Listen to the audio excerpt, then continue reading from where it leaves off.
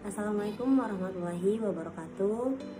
Hai teman-teman semuanya, perkenalkan nama saya Mita Oktaviani, NDI 111190214. Di video kali ini saya akan menjelaskan terkait governansi digital.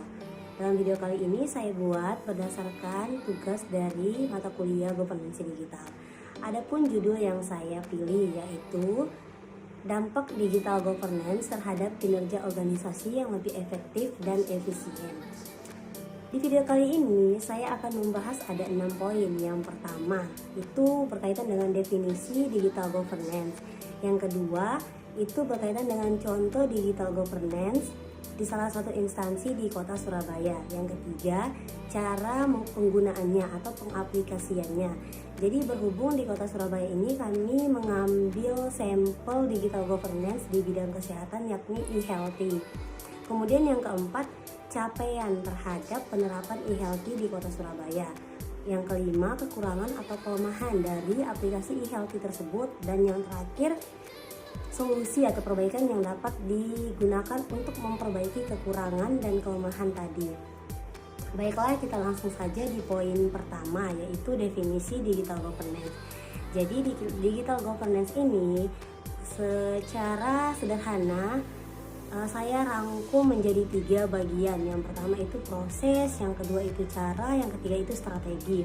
Jadi digital governance kenapa dikatakan proses? Karena merupakan proses pemanfaatan teknologi informasi dan komunikasi yang digunakan oleh pemerintah atau instansi terkait. Yang kedua, digital governance itu merupakan cara-cara untuk mencapai sistem pemerintahan yang lebih baik. Yang ketiga, digital governance dikatakan sebagai strategi. Mengapa bisa dikatakan sebagai strategi? Karena di tengah era arusnya era globalisasi ini, percepatan teknologi itu sangat amat cepat. Dengan begitu, strategi yang tepat untuk menjalankan sistem pemerintahan yang efektif yakni dengan menerapkan digital governance. Baiklah, selanjutnya yang kedua, contoh penerapan digital governance yang ada di kota Surabaya yakni di bidang kesehatan yaitu e-healthy. Jadi e-healthy ini merupakan salah satu perwujudan dari digital governance di bidang kesehatan untuk masyarakat Surabaya agar tercipta masyarakat yang sehat, makmur dan sejahtera. Untuk penggunaannya sendiri, cara mengaplikasikan e-healthy ini, kita tinggal mendownload aplikasinya di Google Play Store, kemudian kita buka aplikasinya dan memasukkan NIK, nomor induk kependudukan kita, dan setelah itu akan secara otomatis dan sangat amat cepat keluar nomor pendaftaran sebagai pasien di rumah sakit atau puskesmas.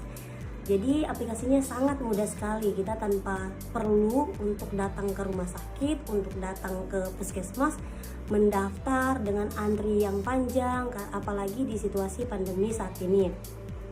Kemudian yang ketiga, capaian.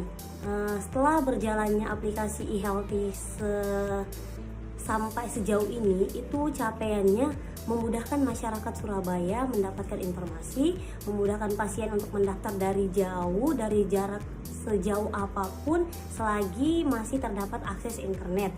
Kemudian transparansi pemerintah atau instansi terkait itu lebih terbuka, lebih transparan istilahnya. Jadi akan memperbaiki juga hubungan stakeholder yang terlibat di dalam pelayanan tersebut.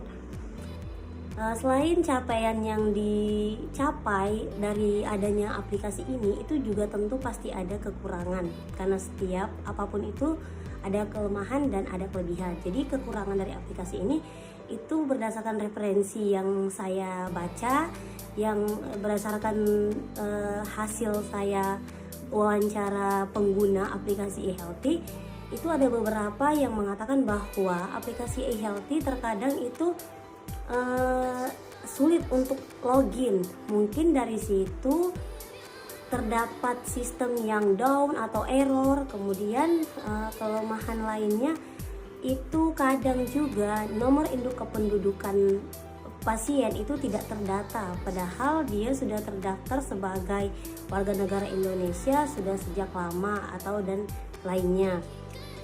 Berdasarkan masalah-masalah yang ada pun solusi perbaikan yang dapat diterapkan untuk menghadapi solusi tadi. Yang pertama, mungkin pemerintah bisa mengoptimalkan sistem dari e-health ini. Apakah diperbaiki sistemnya agar lebih baik? Kemudian masyarakat juga harusnya benar-benar memastikan bahwa pada saat menggunakan aplikasi e-health, dia berada di tempat dengan akses jaringan yang baik, supaya tidak terjadi opini-opini, tidak ada opini-opini bahwa aplikasinya lemah, aplikasinya down dan lain-lain. Padahal bisa jadi karena jaringannya sendiri yang tidak baik pada saat mengakses aplikasi tersebut. Mungkin itu saja yang dapat saya sampaikan, kurang dan lebihnya mohon dimaafkan. Wassalamualaikum warahmatullahi wabarakatuh.